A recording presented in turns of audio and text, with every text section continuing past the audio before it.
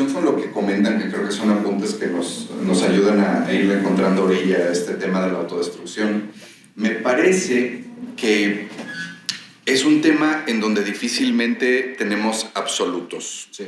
Y los absolutos, en todo caso, responden a una visión muy simplista, muy desde fuera, porque, por un lado, todo lo que hacemos, todo, en determinadas condiciones, desde determinado vínculo con nuestras prácticas, se puede convertir en autodestrucción. Sí.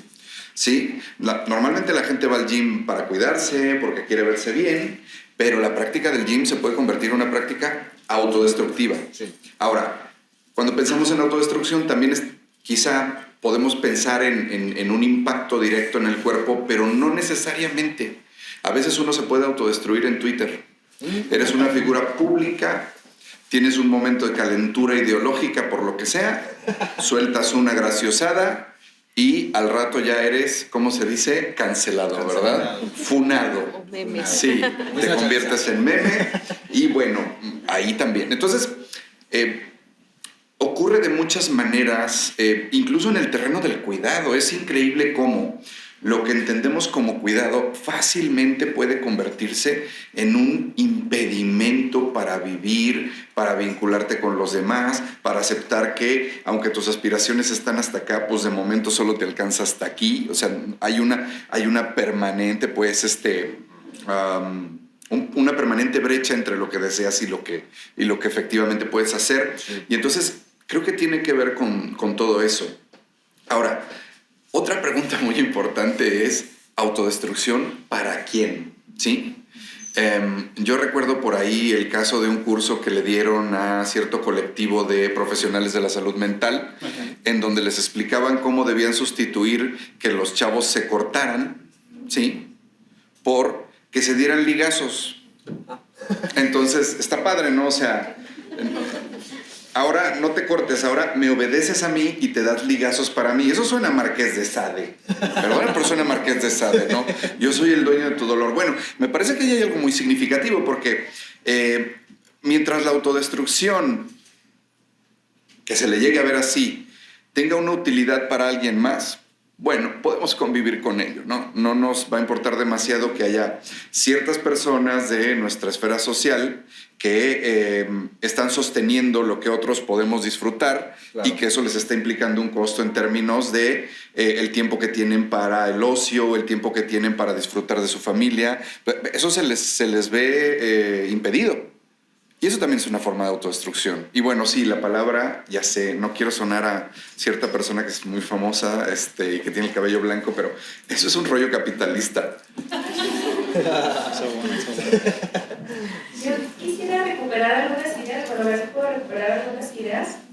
Estaba recordando, ahorita que hablábamos de esto de quedar pegado, del placer, ¿no? de gozar del sufrimiento.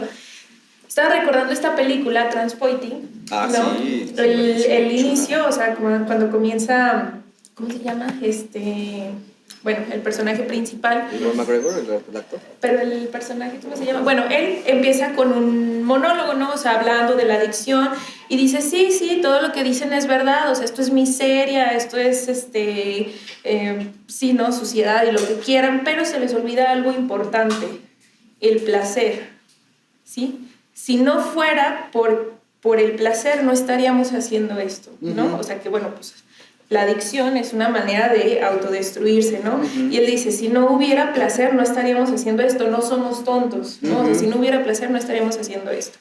Bueno, ahorita Sofía nos acercó a este texto de Freud, ¿no? De Más allá del principio del placer. Les platico así rápidamente. Freud en un inicio piensa que hay un principio psíquico, un principio de la vida psíquica que regula los procesos, ¿no? Y ese es el principio del placer. O sea, el ser humano buscaría el placer, tendería a buscar el placer, a disminuir las tensiones displacenteras.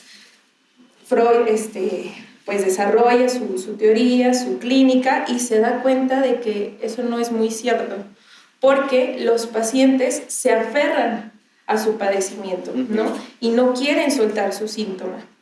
O sea, no es, si eso fuera cierto, si el principio de placer fuera el que regulara los procesos, las personas buscarían dejar de sufrir. Claro. Y las personas se aferraban al sufrimiento, ¿no? Entonces dice que hay algo más allá del principio de placer, que va a ser la pulsión de muerte, y va a decir que la pulsión de muerte lo que busca es anular las tensiones displacenteras en su totalidad. O sea, que no exista ni una sola tensión displacentera, y eso solo se consigue con la muerte, ¿no? O sea, el ser humano buscaría regresar a ese estado en el que estaba antes de salir del útero, donde no tenía que esforzarse por hacer nada, pero pues eso, ese es el principio de nirvana, ¿no? Pero eso lleva a la muerte, o sea, a la autodestrucción. Sí. Y ya por último alguien aquí mencionaba, no me acuerdo cómo lo mencionaron, pero que la meta a lo mejor está acá y solamente nos alcanza hasta cierto punto, ¿no? Y eso causa mucha frustración, no poder cumplir con los ideales, y entonces es un coraje tan grande, ¿no? Por no poder cumplir con los ideales, que aparte pues alguien más ahí fue como metiendo, y entonces pues si no voy a hacer eso ideal, pues mejor no soy nada. Claro. Y rápidamente, porque no te queda la palabra también, Sayuri, pero me hiciste pensar ahorita, Adri, este comercial, seguramente lo han escuchado, que está ahorita sonando mucho para prevención de las adicciones, muy, pues sí, tiene su mérito, con una buena intención, pero lo que es que lo venía escuchando ahorita en el camino, y en el comercial dice algo así, o sea, te pone una voz tétrica, ¿no? Y entonces te va diciendo que las drogas químicas, ¿no? Te dañan. Como si no se supiera eso, pues, ¿no? O sea, como si no supiéramos que hay una destrucción de por medio al consumir una droga química, pues. O sea, no es algo nuevo. Y creo que el asunto no va en reconocer que eso nos daña, sino en qué hacemos, cómo manejamos eso otro que se vuelve incontenible, o muy difícil de contener y de limitar, porque el placer que está inmerso en la experiencia del consumo de la droga, de la heroína, ¿no? O sea, un orgasmo triplificado, pues, ¿no? O sea, que se vuelve con el simple hecho de consumir una sustancia en un segundo, pues, ¿no? O sea, cómo se pone el límite a esa experiencia placentera, pues, ¿no? Pero, sí, pensaba pues que todos los seres humanos tenemos diferentes heridas, ¿no? Heridas de rechazo, heridas del abandono, etcétera.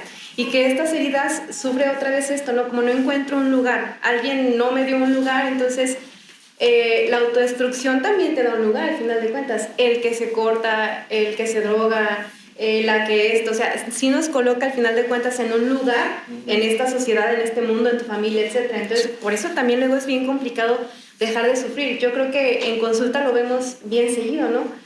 Para nosotros podremos decir, deja de hacer esto, pero no es tan fácil, porque entonces pierdo mi lugar. La autodestrucción no es como una cuestión a veces que me lleve a perder. Diría Jorge Bucay, incluso cuando perdemos estamos ganando. Claro. Y un buen de cosas, ¿no? Entonces, esto nos puede ayudar como el decir, ¿por qué la autodestrucción es adictiva? Pues al final de cuentas nos coloca en un lugar, en un adjetivo, podría decirlo así. Sí, claro. Bueno, ahorita que escuchaba a Adriana, Autodestrucción. lo pensaba, ¿no? Es muy diferente. Bueno, hablaba sobre la pulsión de muerte y que puede llegar como justo a este estado inerte, porque el punto como máximo del goce podría llegar como a la muerte, ¿no? Uh-huh. Pero bueno, yo lo planteaba de esta forma, el acto suicida y un acto de autodestrucción, ¿no? Quizá en ese sentido, el acto de autodestrucción, es como bordear un poco la muerte, ¿no? Como sí. Verla en ese límite.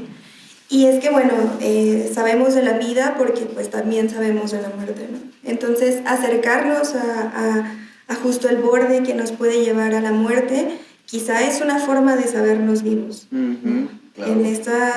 En esta, y pues bueno, eso también genera una forma de estar ahí existiendo, de estar reafirmándome constantemente que estoy viviendo. Sí. Y solo acercándome a la muerte, y pues bueno, ¿no? Como lo decían, ¿qué es una conducta autodestructiva? Pues también creo que se cruza un discurso muy moralista, ¿no? De quién te puede decir qué de lo que haces es autodestructivo y qué no, porque pues sí, o sea, todos aquí incluso tenemos como ciertas formas particulares de autodestruirnos, ¿no? Y no son señaladas porque algunas están más aceptadas que otras, algunas resultan pues más funcionales para los otros. Claro. Sí. Sí. Adelante. Sí, justo eso. Ahorita estaba pensando que hay gente que piensa que comer gluten es autodestruirse.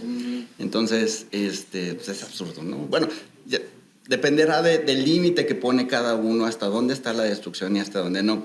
Y ahorita que estaban cada uno exponiendo sus ideas, me acordé de una autora que se llama Dorothy Block. Tiene un libro que se llama Para que la bruja no me coma. Y habla de que las fantasías filicidas de los padres tienen mucho que ver con la autodestrucción. Entre más intensas sean las fantasías filicidas de los padres, mayor nivel de autodestrucción va a tener la persona a lo largo de la vida. Que si lo vemos desde diferentes perspectivas psicológicas, tiene mucho que ver. Por ejemplo, desde la perspectiva cognitivo-conductual, pues los padres refuerzan ciertas conductas que tienen que ver con las autolesiones al no verlas, y entonces se produce una mayor intensidad. Claro. Desde el psicoanálisis, la pulsión de muerte pues no está ahí, alguien la pone.